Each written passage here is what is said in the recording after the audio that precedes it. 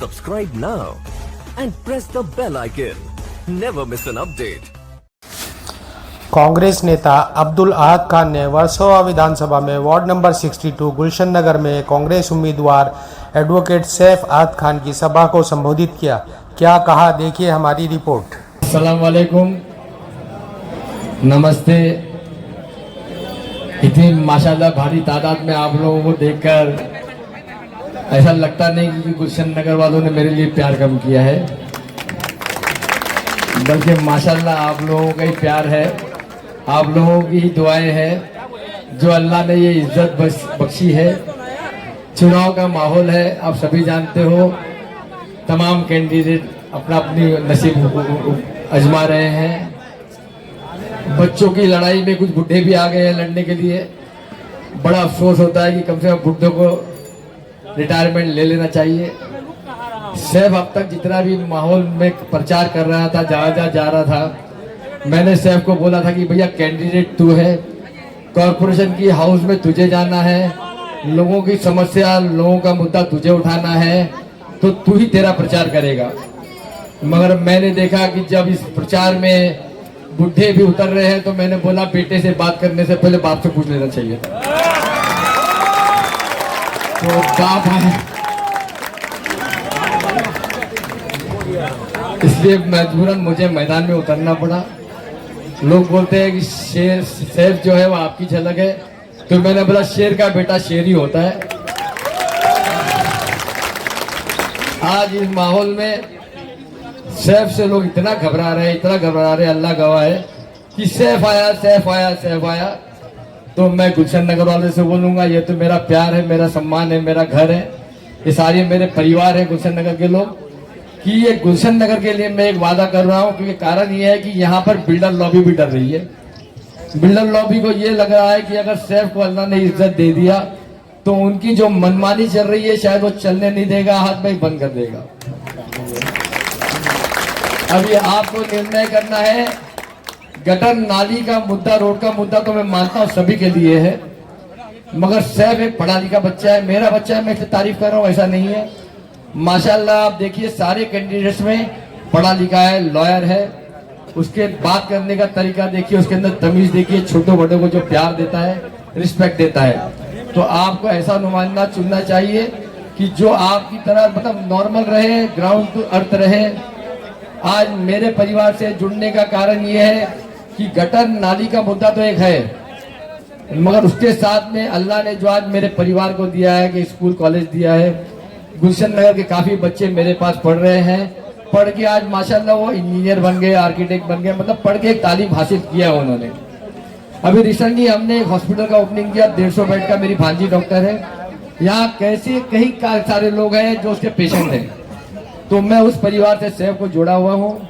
आप लोग सैफ के साथ में जुड़िए, कांग्रेस को मजबूत करिए, सैफ को जिता के लाइए। मैं आपसे वादा करता हूँ कि इंशाल्लाह कहीं भी आपकी उम्मीदों पर कम नहीं होगा, ये मेरा वादा है। लोग कहते हैं अहद भाई ने जो भी किया अपने मतलब के लिए किया, मगर जहां सबको लास्ट में जाना है कब्रिस्तान, जिसका जरिया मेरा भाई असलम भाई ने एक बने, और आज हम लोगों ने उस कब्रिस्तान को माशा इतना खूबसूरत किया है कि जो काम था नगर सेवक का, जिन्होंने 12 साल अपनी जिंदगी के बोले मैंने दिया है, तो मैंने बोला भैया किस चीज के लिए दिया है, तो बोले मैंने गटर बनाई, नाली बनाई, गटर बनाई, नाली बनाई, और लोगों का जन्म सर्टिफिकेट और दर्द सर्टिफिकेट बनाई। इसके अलावा उन्होंने कभी कुछ नहीं किया। 12 साल में उन्होंने कब्रिस्तान को कभी एक पेंट नहीं किया, बाजू में शमशान है, कभी उसका ध्यान नहीं दिया। दूसरे नगर सेवक जब जो आए उन्होंने अपने 5 साल दिए, वो तो समझो महाराष्ट्र थे, सब कुछ था, तो कम से कम शमशान का काम उनको करना चाहिए था, उन्होंने शमशान की तरफ भी ध्यान नहीं दिया। मैं आप लोगों से वादा करता हूँ कि मुझे ये 10%, 15% लोग बोलते हैं कि भाई नाली गटर में कमीशन मिलता है, तो मुझे अल्लाह ने इतना दिया है कि मुझे वो भी नहीं चाहिए, और कॉर्पोरेशन की जो सैलरी मिलती है मुझे वो भी सैफ को नहीं चाहिए।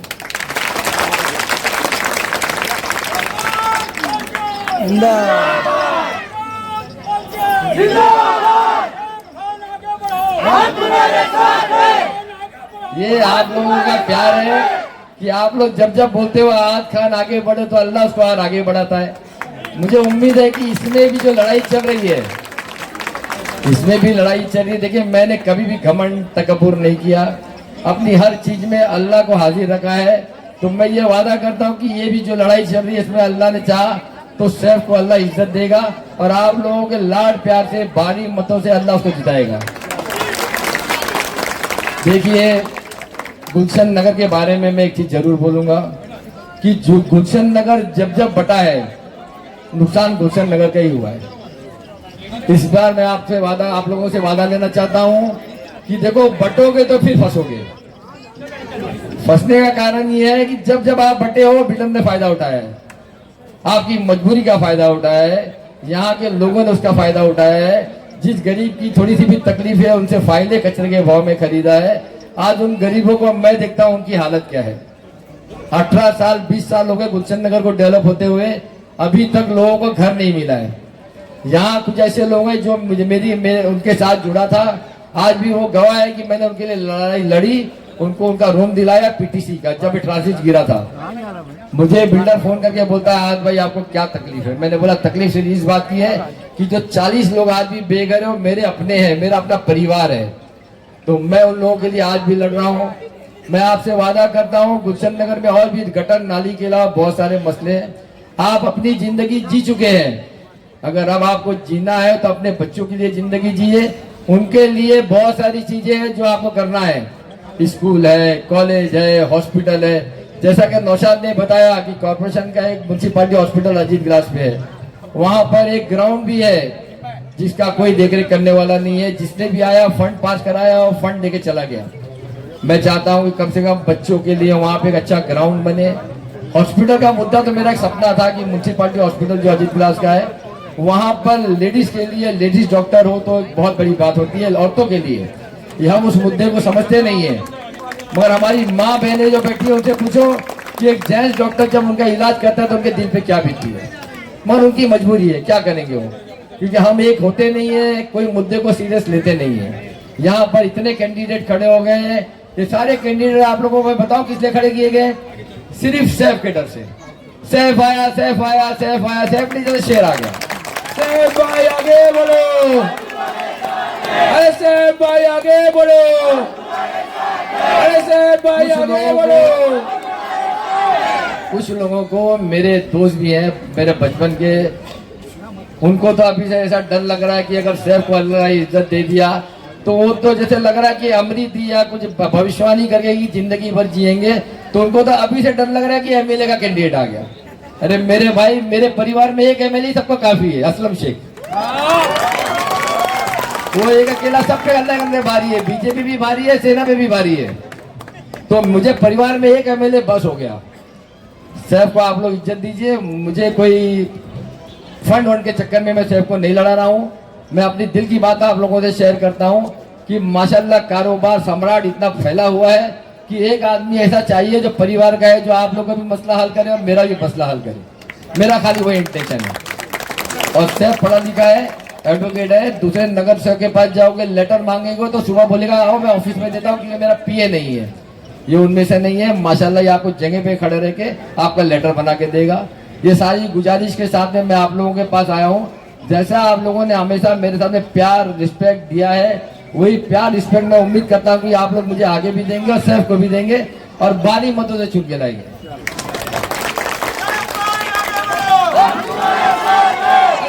भाई आगे बोलो, भाई आगे बोलो। देखो माशाल्लाह, देखो माशाल्लाह ऐसा है, यहाँ की मेजोरिटी, यहाँ का प्यार बता रहा है कि माशाल्लाह सैफ आगे नहीं बढ़ेगा, सैफ दौड़ेगा अल्लाह ने चाहा तो। और सैफ को दौड़ते हुए लोगों ने देखा नहीं है कि उस सैफ की फिटनेस के लिए परेशान है लोग जो अभी मैदान में उतरे हैं। तो पहले तो उनको सैफ की फिटनेस बनानी पड़ेगी और सैफ की बाप की तरह फिटनेस बनानी पड़ेगी। और ये दोनों फिटनेस बनाने के लिए सुबह 5 बजे उठना पड़ता है जब सारे लोग सोए रहते हैं। तो जो एक्टिविटी मेरी है वो मेरे बेटे की भी है। जो मेरे से आप लोगों ने उम्मीद रखी थी वही उम्मीद इंशाल्लाह सैफ भी आपको पूरा करेगा। इस इलाके में स्कूल कॉलेज अभी बहुत जल्दी मैंने बच्चों के लिए टफ फ्री किया है खेलने के लिए, क्योंकि मैंने हमेशा ड्रग्स के खिलाफ लड़ाई लड़ी है।